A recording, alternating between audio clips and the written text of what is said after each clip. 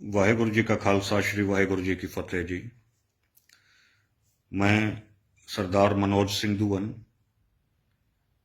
District Rohtak से, हरियाणा से। भाइयों, पहले मेरा जन्म तो जाट परिवार में हुआ, हिंदू जाट परिवार में। लेकिन मैं सरदार बन गया क्योंकि मैं लगभग 4 साल रोहतक सुनारिया जेल में रहा। तो इस वजह से मैं सिखों के कल्चर से भी वाकिफ हूँ, क्योंकि इतने घने साल हो गए। और जाट परिवार में जन्म हुआ तो जाटों के कल्चर से भी मैं वाकिफ हूँ।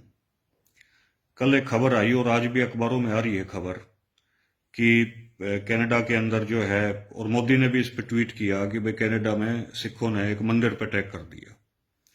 भाइयों देखो, सिख कौम जो है कभी किसी मंदिर पर अटैक नहीं करती।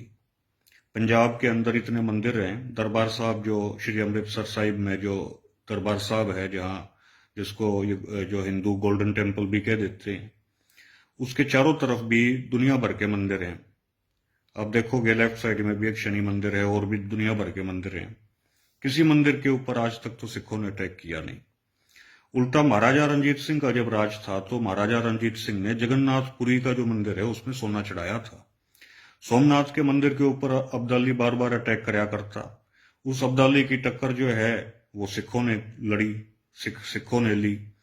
तो सिख तो हमेशा ही अत्याचार के खिलाफ खड़े हुए हैं। इसी तरीके से जो जाटों में, जो जाट परिवार में जिनका जन्म हुआ, धन्ना भगत जी की बाणी श्री गुरु ग्रंथ साहिब में दर्ज है। और धन्ना भगत जी के ऊपर एक बहुत बड़ा गुरुद्वारा उनकी जन्म स्थली जो है धुआं कला गांव में, डिस्ट्रिक्ट टोंक, राजस्थान में सिखों ने बनवा रखा है। उस गुरुद्वारे के सामने जो मंदिर है, उस मंदिर की हालत जो थी ना, वो बहुत माड़ी हालत थी। लेकिन उस मंदिर में भी सिखों ने जो है चंदा देकर उस मंदिर को भी जो है वो बढ़िया बनवाया। तो सिख तो जो है वो मंदिर तोड़ कहाँ रहे हैं, सिख तो मंदिरों का जीर्णोद्धार करवा रहे हैं। जैसे धन्ना भगत जो जाट थे उनके मंदिर का करवाया, मैंने खुद देखा है भाई। अब ये है ना भाई, सुनी सुनाई बात हो, मैं तो खुद देख के आया हूँ, क्योंकि वहां धुआं कला में मैं जाता रहता हूँ, धन्ना भगत जी की जन्मस्थली के ऊपर। तो अब ये केवल सिखों को बदनाम करने के लिए कि भाई सिख तो मंदिरों को तोड़ रहे हैं। भाई सिख मंदिर किस लिए तोड़ेगा? बात असल में क्या हुई है कि 2023 में भाई हरदीप सिंह निज्जर का कनाडा के अंदर एक गुरुद्वारे में मर्डर हो गया। तो जब कैनेडियन गवर्नमेंट ने उसकी जांच करवाई तो उसमें ये कैनेडियन गवर्नमेंट का ये जो है रिजल्ट आया, उस ये जांच का ये निष्कर्ष आया। जांच में ये पता चला कि भाई इंडियन डिप्लोमेट्स का उसमें हाथ था। माने इंडियन जो डिप्लोमेट्स हैं उन्होंने निज्जर को मरवाया है। ये कनाडा की जांच आई। तो इस वजह से सिखों में रोष था। तो अब इंडिया, और इस वजह से ही सिखों इंडिया की और कनाडा की आपसी जो है वो संबंध खराब हुए। तो अब इंडियन डिप्लोमेट्स जो हैं वहां कनाडा में कुछ मंदिरों में जो है गए थे, और एक खालसा दीवान सोसाइटी है रोज स्ट्रीट वैंक्योर में, वहां भी गए। तो सिखों ने तो केवल कि भाई हमारा आदमी मार रखा है इन डिप्लोमेट्स ने, ये एक सिखों को दर्द है। ये जाटों को तो दर्द होता नहीं, ये मारे तो 20 भाई मार दिए 2016 में, हमारा तो कोई दर्द है नहीं। और हम तो जेल में भी रह गए तब भी हमारी कौम को दर्द नहीं है। लेकिन सिख तो एक जिंदा जागती कौम है, उसको तो दर्द हुआ भाई, उनका एक आदमी मार दिया। तो इस वजह से जो इंडियन डिप्लोमेट्स थे वो गए जो है एक अलग अलग मंदिरों में। तो वहां सिख जो है वो पहुंच गए अपने झंडे लेके कि भाई तुमने हमारा आदमी मार रखा है, तुमने गलत कर रखा है। तो उसके खिलाफ जो है कुछ हरियाणा के नौजवान थे, क्योंकि हमारा जो ब्लड है ना, जाटों का मान लो या हरियाणा का मान लो, वो ब्लड जो है वो उड़ता तीर लेने का हमारा ब्लड है। एक ने तो ये भी कहा हनुमान जाट था, क्यों? क्योंकि वो भी जो है वो पचड़े में पड़ गया था, उसका तो कोई लेना देना नहीं था। मान लो राम और रावण का झगड़ा था, हनुमान जो अपनी वो पुंजड़ जलानता डरा, ऐसा एक जो है कहावत भी है हरियाणा में। तो हमारी तो आदत है यूज होने की, और हमारी आदत है दुश्मन बनाने की। ये हरियाणा के अंदर तीसरी बार बीजेपी सरकार आ गई। क्यों आ गई? नॉन जाट को क्यों बना दिया? क्योंकि सर छोटू राम जो कहा करते हैं कि भाई बोलना सीख लो, दुश्मन को पहचान लो। अब दुश्मन भी हम नहीं पहचानते, बोलना भी हम नहीं सीखा हमने, हम किसों ने अपना दुश्मन बना दे हैं। तो 35 बिरादरी बनाम एक का यहाँ नारा चल गया, वो सफल हो गया। उसमें गलती भाई जाटों की भी थी, हमारी भी थी, क्योंकि हम आज तक बोलना नहीं सीखे। ईब हम पहुंच गए जो है वो कनाडा में, अमेरिका में, उड़े भी हमने अपने ये काम शुरू कर रखे हैं। उड़े ना 35 बिरादरी अपने दुश्मन बना ली, उड़े जो है सरदारा ने अपने दुश्मन बनाने लग रहे हैं। जबकि आप देखोगे ना, जितने गुरुद्वारे हैं, जितने हमारे हरियाणा के भाई जाते हैं, अगर उनको कोई शरण ना मिले तो गुरुद्वारा के अंदर वो जाकर जो है, अमेरिका के अंदर भी, कनाडा में भी, वो वहां जाके रह सकते हैं, शरण ले सकते हैं।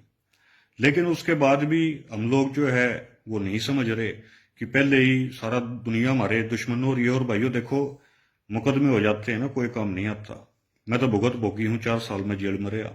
मुजफ्फरनगर के अंदर भी दंगे हुए, उसमें भी जाटों का इस्तेमाल हुआ, मुसलमानों के खिलाफ, हिंदू जाटों का। वो मुकदमे आज तक चल रहे हैं, वहां भी 5-5, 6-6 साल लड़कों ने जेल काटी है, कोई बचाने में नहीं आया।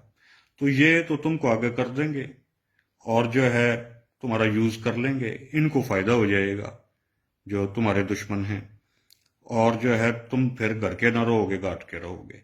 इसलिए जिस उद्देश्य के साथ तुम यहाँ अपनी धरती बेच के, धरती गहने धर के, या अपने माँ बाप के पेंशन का रुपया लगवा के, या और कितने उधार ठा के तुम विदेश में गए हो, और जिस मकसद के साथ तुम विदेश में गए हो, उस मकसद को पूरा करो। वो मकसद है भाई तुम वहां सफल हो। इंडिया में तो जॉब मिली नहीं तुम्हें। इंडिया के अंदर तो ऐसी पॉलिसीज बन गई हैं कि भाई जो है बेरोजगारी बहुत ज्यादा बढ़ गई है, हरियाणा में भी बढ़ गई है। तो तुम इस वजह से विदेश में तुम जाने के लिए मजबूर हुए। अब विदेश में जाके भी तुम लड़ोगे तो भाई क्या फायदा है, कोई नहीं सारे काम आएगा, तुमको केवल यूज करेंगे और फिर तुमको फेंक देंगे। तो इस वजह से मेरे खासकर मेरे जाट भाइयों से ये अपील है, औरा ने तो करन दो, औरा का आपका ठेका नहीं ठाते। हालांकि दुख होता है क्योंकि रोड भी हमारे भाई हैं, वो भी खेती किसानी करने वाली जाती है, लेकिन तुम डट गए ना। मान लो जाट अगर रुक गया तो और भी रुक जाएंगे। जैसे हरियाणा के अंदर मेवात में इन्होंने दंगा करने की कोशिश की, करवाने की कोशिश हुई, जो सांप्रदायिक शक्तियां थी उन्होंने करवाने की कोशिश की, लेकिन जाट मेवों के साथ खड़ा हो गया तो हरियाणा में दंगा नहीं हुआ। तो इसी तरीके से जाट जो है वो इंजन है सोसाइटी का, खासकर हरियाणवी सोसाइटी का या नॉर्थ इंडिया की सोसाइटी का। तो जाट अगर उल्टे काम करेगा तो सोसाइटी भी गलत डायरेक्शन में जाएगी, जाट अगर सही काम करेगा तो सोसाइटी भी सही डायरेक्शन में जाएगी। तो तुम्हारी जिम्मेदारी थोड़ी ज्यादा है, एग्रेरियन तुम कम्युनिटी हो। तो तुम जो है मेरे भाइयों, उड़े जाके, कनाडा में जाके, जैसे तुमने एक अच्छा एग्जाम्पल सेट किया था मेवात में, दंगे नहीं होने दिए, ऐसे ही तुम वहां यूज मत हो। ये लोग तो जो है तुम्हें यूज कर लेंगे और इनको फायदा होगा। अच्छा, मंदिर का जहां तक मसला है भाइयों, देखो इनको तुम एक बात और कह दो, भाई ठीक है मंदिरों की हम रक्षा भी कर लेंगे, लेकिन उस मंदिर में तुम धन्ना भगत का भी तो कुछ नाम कर दो, धन्ना भगत की भी कितनी मूर्ति टेक दो।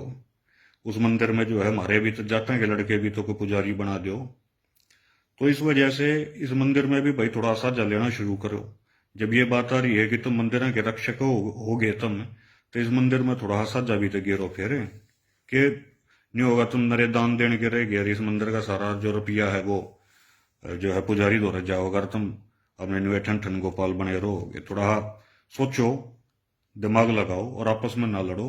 सिख हमारे भाई हैं, पूरी ताकत ये लगी हुई है किसान मूवमेंट के बाद कि सरदारों को और जाटों को लड़वा दिया जाए, और जो एकता बनी है किसान मूवमेंट में, वो सारी एकता का भट्ठा बिठा दिया जाए।